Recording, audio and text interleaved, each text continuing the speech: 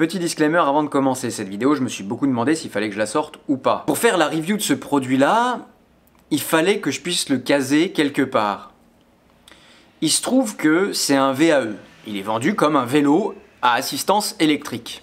C'est très bien, sauf qu'il a un attribut qui le rend plus proche d'une draisienne électrique que d'un VAE.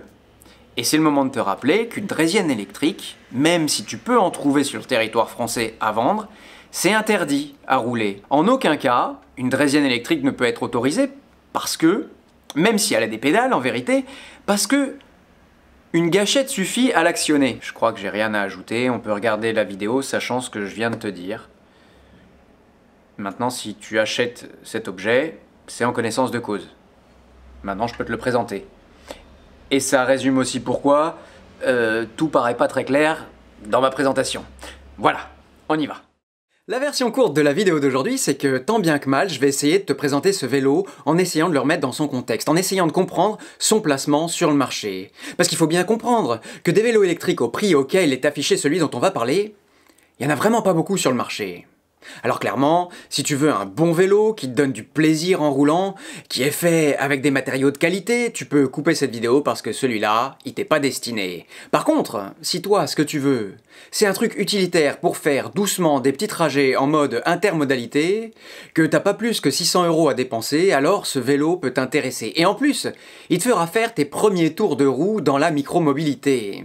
La version courte de la vidéo d'aujourd'hui, c'est que le Fiido D3 Pro est, oui, un petit vélo entrée de gamme, léger, ludique et pratique. Oui, c'est un vélo entrée de gamme qui a la pêche et qui a de belles capacités de franchissement pour t'aider même dans les grosses montées. Après, oui, il faut bien l'avouer, il a des points négatifs. Cela dit, et c'est tout le sujet de ma vidéo, enfin tout le propos de ma réflexion, est-ce qu'on peut appeler ça des points négatifs vu le prix auquel il est affiché? Bah ce sera à toi de juger, ok? Alors, il y a le fait que il est pas complètement pliant, que la batterie est pas amovible, qu'il a un pignon fixe seulement, et qu'il a une assistance par capteur de rotation. Voilà. Ah, non, attends, pourquoi tu restes un peu...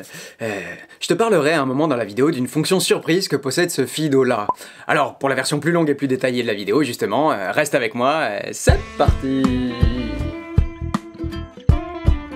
Et salut à toi! Alors, depuis quelques temps déjà, tu le sais, j'ai des velléités de me mettre au vélo électrique. Et dans ce cadre-là, la société Fiido m'a envoyé leur D3 Pro. Un petit vélo, pliant, enfin à moitié, qui paye pas de mine comme ça, mais qui a quelques arguments à mettre en avant, notamment son petit prix évidemment, 529 € au moment où je fais la vidéo. Alors oui, quand on annonce un prix comme ça, clairement, on rêve qu'il nous soit destiné, qu'il coche toutes les cases qu'on voudrait, qu'il réponde au cahier des charges, sans qu'il y ait aucun mais. Mais... oui, enfin, pour ce qui est du prix, on en reparle longuement dans le post-scriptum de la vidéo, que je te mets là. D'un point de vue design, on remarque tout de suite ces petits trous là de 14 pouces qui lui donnent un certain style, très urbain et fort sympathique, il faut bien l'avouer, au point que, dans la rue, quand je roulais, plusieurs personnes m'ont demandé ce que c'était que cet objet. Par contre, ce qu'on remarque assez vite en regardant d'un peu plus près, c'est cette nuée de câbles apparents. Moi, je dois avouer que je trouve ça presque artistique, tellement il y en a. Mais en vérité, on préférait qu'il soit un peu caché, ou en tout cas un peu mieux géré. Les garde-boue sont en métal, les pédales sont pliantes et en plastique, mais le tout fait pas si cheap que ça en vérité. Maintenant, d'un point de vue ergonomie, bon, clairement, le gros point faible, c'est la batterie, qui est pas amovible. Elle est cachée dans le cadre, et il faut que le vélo soit proche d'une source pour pouvoir le recharger. Ça veut dire que si tu veux le faire dormir dans un local à vélo, il lui faudra une prise dédiée. Sinon, il faudra le monter chez toi, et alors, avec ses 17 kilos, pourquoi pas, ça se fait. Par les escaliers, par exemple.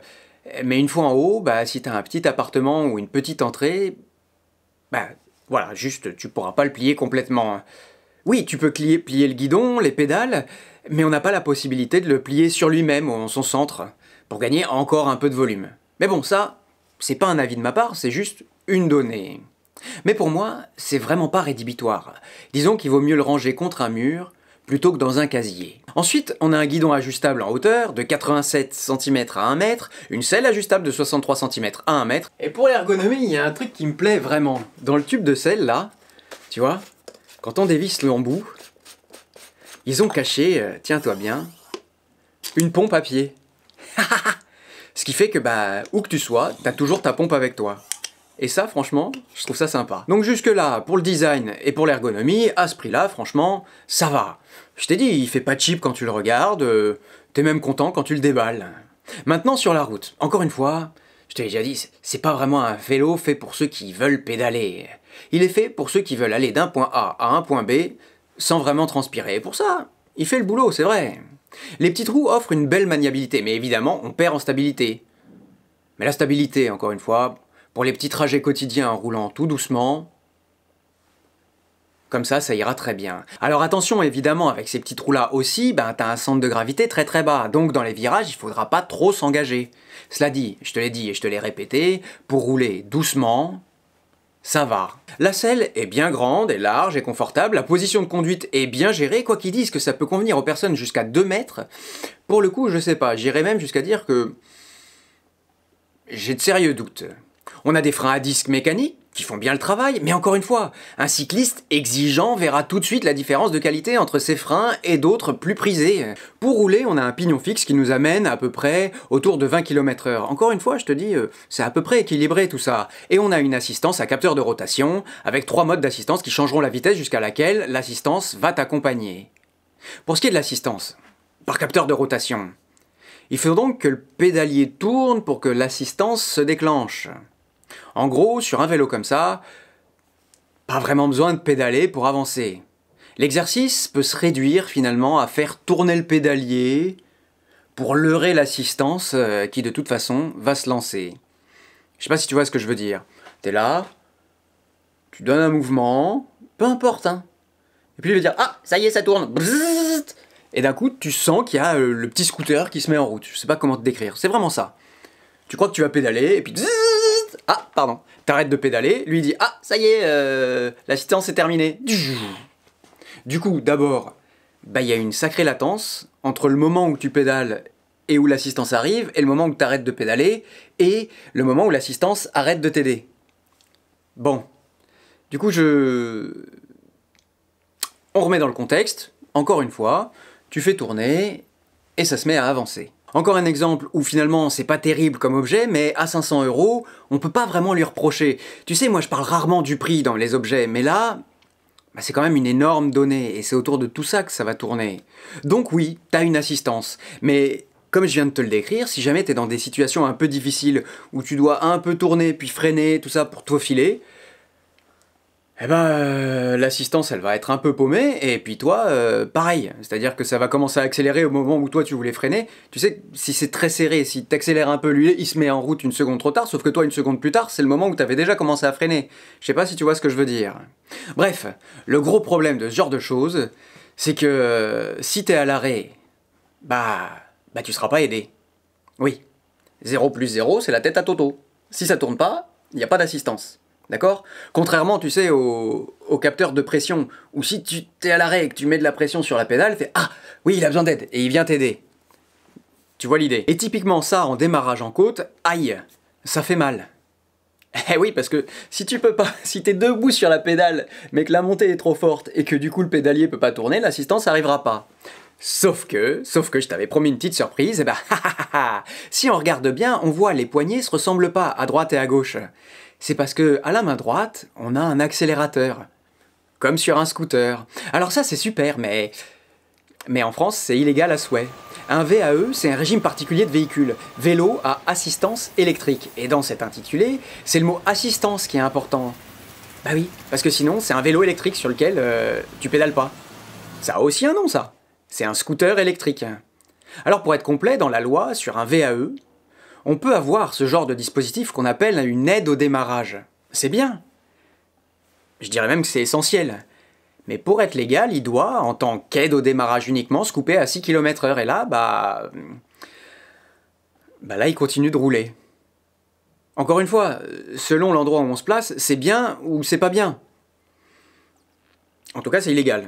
Moi, je t'aurais prévenu. Le truc, en roulant, c'est qu'assez vite, il faut dire la vérité. Tu pédaleras plus jamais. Tu iras comme ça, à fond dans le poignet, comme si c'était sur un scooter électrique que t'étais. De ton point A à ton point B. Et franchement, je serais le dernier à te juger. Pendant combien de temps, moi, je suis arrivé en transpiration à mes rendez-vous avant d'en avoir vraiment assez? Mais alors pour ça, je me dis que peut-être d'autres solutions plus adaptées s'offrent à toi. Les EDPM par exemple, et pour pas les nommer. Pourquoi prendre le risque d'être hors la loi si des solutions existent? Oui, parce que je t'ai dit, si t'achètes ce vélo-là, ce sera certainement pas pour le plaisir de pédaler, ni pour le plaisir de faire du sport. Alors, pourquoi? Je t'avoue que c'est la question que j'ai pas arrêté de me poser en préparant cette vidéo. Alors peut-être que oui, la position de conduite assise comme sur un vélo sera mieux pour toi. La famille des vélos est peut-être une famille qui a une image qui correspond plus à ce que t'es. Et pour ça alors, et avec le risque d'être dans l'illégalité, ok, tu peux y aller. Mais disons qu'à ce jeu-là, c'est pas vraiment d'un VAE dont t'aurais besoin, c'est plutôt d'une draisienne électrique. Et du coup, des draisiennes électriques, il y en a des encore moins chères que ça, mais attention, des moins chères qui n'en sont pas moins pas légales. Du coup, si on revient à notre fille d'eau, l'avantage qu'il aurait, c'est d'être une draisienne électrique sous couverture de vélo à assistance électrique. Mais ça devient vraiment compliqué et tu commences à comprendre pourquoi cette semaine, je m'arrache les cheveux. On retourne à l'atelier. Enfin, voilà. Alors pour résumer, si à la fin, tu te sens concerné, toi, par cet objet, je dirais que oui. On a un bon petit vélo pour faire des petits trajets. Mais il faudra vraiment pas, j'insiste là-dessus, aller chercher plus loin, ni regarder la bestiole de trop près. En fait, tu sais, j'ai beaucoup cherché, j'ai beaucoup réfléchi en préparant cette vidéo. Et à la fin, c'est à peu près ça que j'ai trouvé. Je dirais que c'est pas un mauvais produit. C'est un produit de mauvaise qualité. C'est un produit bas de gamme.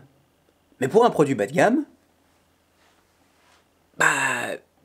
alors attention, si on me dit c'est pas cher, c'est une autre affaire. Et on en reparle en post-scriptum. Mais voilà. Pour 529 €, voilà ce qu'on a.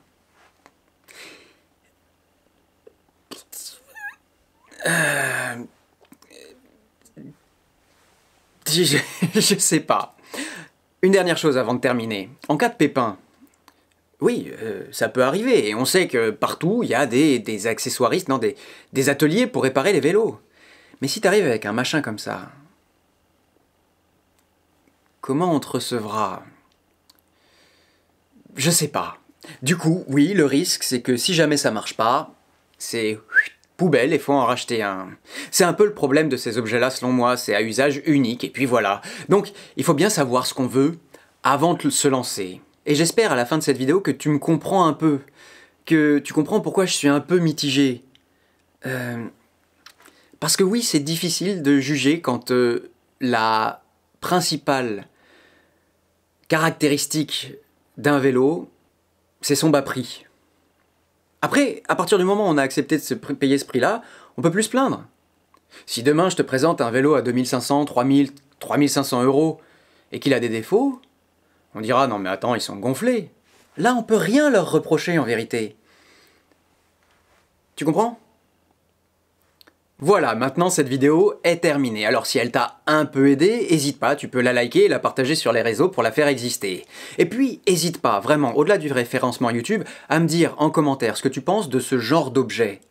Oui, c'est quoi pour toi le bon prix d'un objet?